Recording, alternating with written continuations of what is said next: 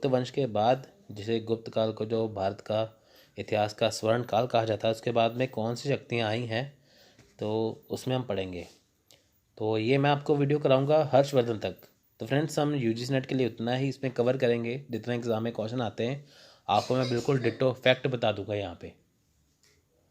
तो देखिए, गुप्त काल के बाद देखिए 700 ईसा पूर्व तक, यानी कि 700 ईस्वी तक क्या था, देखिए 750 ईसा पूर्व तक, 5वीं शताब्दी के अंत के दौरान गुप्ता साम्राज्य का बिखराव शुरू हो गया। यानी कि जो गुप्ता साम्राज्य है वो 5वीं शताब्दी के बाद क्या हुआ, 5वीं शताब्दी के दौरान क्या हुआ, उसका पतन होना शुरू हो गया, बिखराव हो गया। शाही गुप्तों के समाप्त होने के साथ साथ मगध और इसकी राजधानी पाटलिपुत्र ने भी अपना महत्व खो दिया। आप देखिए, जो इनकी राजधानी थी, जिनका इतना महत्व था, वो भी धीरे धीरे इसका महत्व खो रहे हैं। इसलिए गुप्त काल के बाद की अवधि प्राकृतिक लिहाज से बहुत अशांत थी। गुप्तों के पतन के बाद उत्तर भारत में 5 प्रमुख शक्तियाँ फैल गई। आप देखिए कि इसका सबसे बड़ा कारण पता क्या था। देखिए, ऐसा था कि जब तक देखिए स्कंदगुप्त तक, देखिए जब गुप्त काल के जो शासक थे, जब वो बहुत अच्छे थे। आप देखिए कि जैसे समुद्रगुप्त है, कुमारगुप्त है, इतने अच्छे अच्छे शासक थे, है ना। चंद्रगुप्त 1 है, 2 है, कितने अच्छे अच्छे शासक थे। तो इन्होंने क्या किया था, इनका साम्राज्य बहुत ज़्यादा फैल रखा था। तो ऐसा तो है नहीं है, जैसे आप देखिए समुद्रगुप्त ने समुद्री इलाके जो जीते हुए थे वहाँ से वो टैक्स इकट्ठा करते थे। आप ये देखिए कि इनका जो साम्राज्य था बहुत ज़्यादा फैला हुआ था। तो इसके लिए इन्होंने अपने सामंत रखे थे। सामंत का मतलब होता है कि ऐसे व्यक्ति जो इनके लिए टैक्स इकट्ठा करके राजा को दे। तो हुआ यूं कि जब राजा की शक्तियाँ कमज़ोर होने लगी, हम कहते हैं ना कि नए का उदय हो गया। आप देखिए कुछ राज तो ऐसे ही हैं जो इनके अधीन थे। अब मान लीजिए कि कुछ सामंत थे, जैसे हर्षवर्धन की आगे हम बात करेंगे, वो भी इनके सामंत थे। ठीक है, जो हर्षवर्धन के जो फादर थे वो इनके सामंत थे। तो हुआ ऐसे था कि जो इनसे टैक्स इकट्ठा करते थे, जिस राज्य से टैक्स इकट्ठा करते थे, तो उन्होंने ये देखा कि राजा तो बहुत कमज़ोर हो चुका है। तो उसके बाद फिर उन्होंने वहाँ पे जिस राज्य से वो टैक्स इकट्ठा करते थे वहाँ पे अपना क्या था, वहाँ पे अपना हक जमाना शुरू कर दिया। जब गुप्त वंश के आखिरी राजा की मौत हो गई, मृत्यु हो गई या डेथ हो गई, उसके बाद क्या हुआ, तो उन्होंने जिस राज्य से टैक्स इकट्ठा करते थे उस राज्य का खुद को महाराज घोषित कर दिया। तो जिसकी वजह से कई राज्य निकल के आए। ठीक है, तो पहले हम बात करेंगे, देखिए हूणों की। हूण मध्य एशिया की एक वह दुर्लभ प्रजाति थी जिसका आगमन भारत में हुआ। आप देखिए जो हूण प्रजाति थी, ये गुप्त साम्राज्य के टाइम पे, यानी कि जब स्कंदगुप्त का टाइम था, उसके टाइम पर बहुत बार हमले करती थी।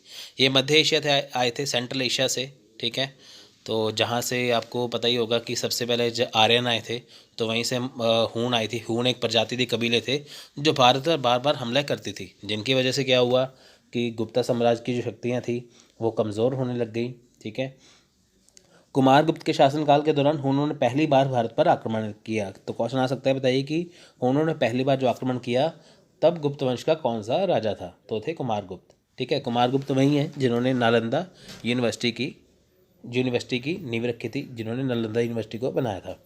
हालांकि कुमारगुप्त और स्कंदगुप्त राजवंश के दौरान वे भारत में प्रवेश करने में सफल नहीं हुए।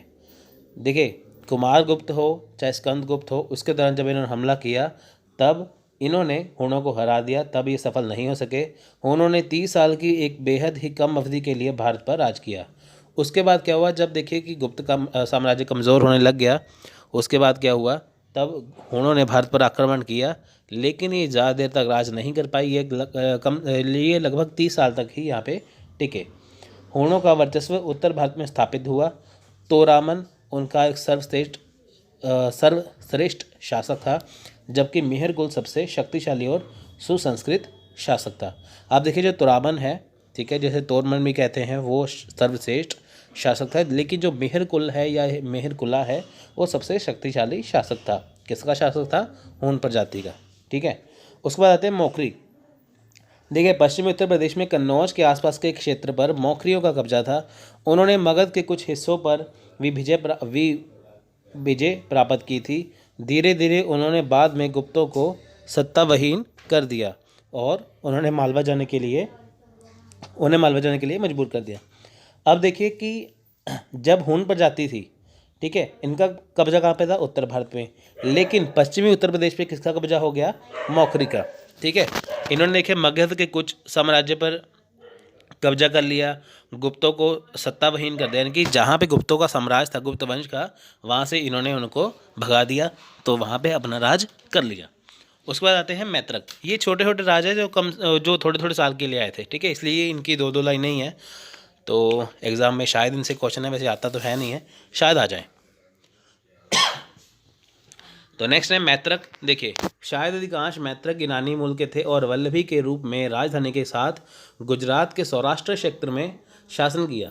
आप देखिए कि ये मानते शायद का मतलब कि पक्का नहीं है कि वो ईरानी थे, तो ऐसा माना जाता है कि वो ईरानी हो सकते थे, ठीक है। उन्होंने वल्लभी के रूप में राजधानी, ठीक है, वल्लभी के ऊपर राज किया, गुजरात के सौराष्ट्र पर राज किया, ठीक है। भट्टरक के मार्गदर्शन में वल्लभी शिक्षा, संस्कृति और व्यापार तथा वाणिज्य का केंद्र बन गई थी। इसने सबसे लंबे समय तक अरबों से रक्षा की थी, ठीक है, लंबे समय तक देखिए अरबों से के आक्रमण से इसने रक्षा की थी मैत्रक ने। तो नेक्स्ट है पुष्यभूति। देखिए, पुष्यभूति फैमिली जो है, यही आगे जाके इनका ही हिस्सा था हर्षवर्धन। आप देखिए, पुष्यभूति जो फैमिली है ये कौन थी? ये गुप्तों की सामंत थी। मैंने आपको बताया ना, जैसे कि इनको, जैसे राजा जो गुप्त वंश के राजा थे, उन्होंने सबको टैक्स इकट्ठा करने के लिए रखा था।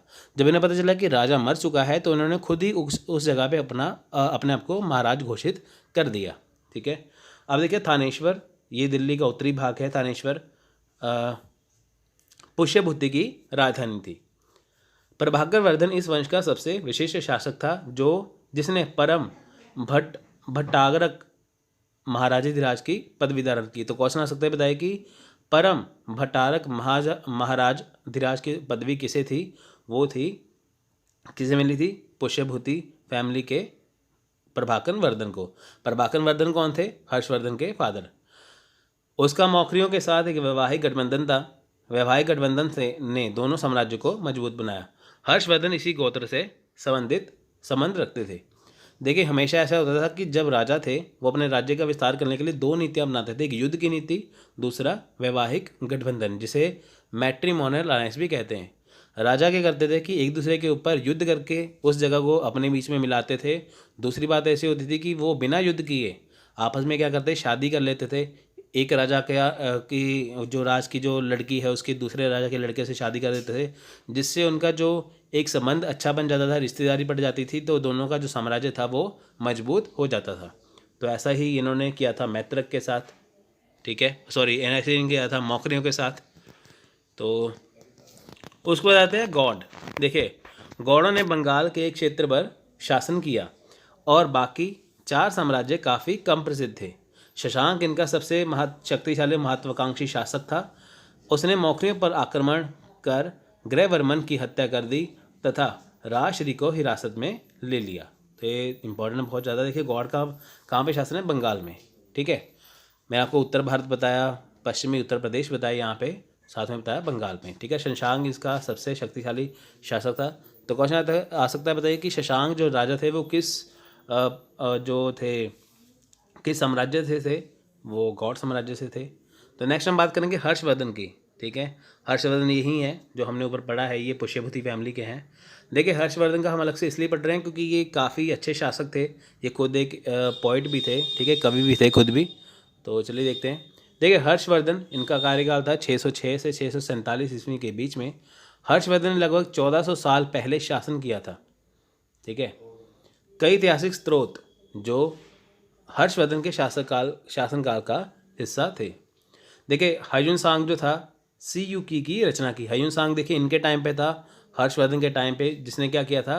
सीयूकी की रचना की। सीयूकी क्या है? देखिए, सीयूकी पता क्या है? सीयूकी वो है जिसमें 600 किताबों का संग्रह था। उसमें क्या था? उसमें बुद्धिज़्म के बारे में लिखा था। सीयूकी क्या है? कुछ नहीं है, इसमें बुद्धिज़्म के रिलेटेड 600 किताबें थी, जो जब यहाँ पे आए थे ना, जब ह्यून सांग जो लिख के गए थे, सब कुछ नोट्स बना के ले गए थे बुद्धिज़्म के लिए अपने वहाँ पे चाइना में, तो ये 600 किताबों का संग्रह लेके गए थे सीयूकी। ये किसके टाइम पे थे? हर्षवर्धन के टाइम पे आए थे। नेक्स्ट है बाणभट्ट। देखिए, बाणभट्ट की जो रचनाएं हैं, हर्षचरित्र, कादम्बरी, पार्वती परिणय, ठीक है। पार्वती परिणय क्या है? देखिए, संस्कृत में हर्षवर्धन की शक्ति, जीवन के अभ्युदय का एक विवरण है, ठीक है। तो ये बहुत आता है कि बाणभट्ट ने क्या लिखा है, या हर्षचरित्र किसने लिखा है, कादम्बरी किसने लिखा है, ठीक है। हर्षवर्धन देखिए, ये खुद की इन्होंने स्वयं नाटक लिखे थे, खुद भी एक लेखक थे और खुद भी एक जो थे वो कवि भी थे। देखिए राजनीति के विषय में रत्नावली, नागभट्ट, प्रियदर्शिका, और ये इनके देखिए जे राजनीति के विषय में जो नाटक थे ये, ठीक है, हरिदत्त और जयसेन को भी हर्ष का संरक्षण प्राप्त था। तो ये सारी इनकी रचनाएं हैं, आप ये देख लिए तो क्वेश्चन आ सकता है रत्नावली किसने लिखी, नागभट्ट किसने लिखी, ऐसे करके। हर्ष की शक्ति में वृद्धि, देखिए अपने बड़े भाई राजवर्मन की मृत्यु के बाद 606 ईस्वी में हर्ष सिंहासन पर विराजमान हुआ, ठीक है, यानी कि पहले इनके फादर थे, फिर उनके भाई बने, बड़े भाई राजवर्मन, उनके बाद ये बने 606 ईस्वी में। बंगाल के शासक के खिलाफ अपने भाई की मौत का बदला लेने और अपनी बहन को रिहा करवाने के उसने सेना का नेतृत्व किया। देखिए बंगाल के शासक के खिलाफ इन्होंने युद्ध किया था, अपनी बहन को वहाँ से रिहा करवाया था। गौड़ों के खिलाफ वह पहले मिशन में असफल रहा था, लेकिन जल्द ही उसने अपने राज्य का विस्तार कर लिया। आपको मैंने बताया ना कि जो बंगाल में कौन थे, वो गौड़ थे, जिनका जो शशांक थे वो महत्वपूर्ण राजा थे, उनके लिए उन्होंने अपनी सेना तैयार की थी। हर्ष को आमतौर पर भारत के अंतिम महान हिंदू सम्राट के रूप में जाना जाता था, लेकिन वह कट्टर हिंदू शासक नहीं था। उसने कश्मीर, राजस्थान, पंजाब, उत्तर प्रदेश, बिहार और उड़ीसा को छोड़कर उत्तर भारत में ही अपनी शक्ति को सीमित कर दिया था, जहां उसका सीधा नियंत्रण था।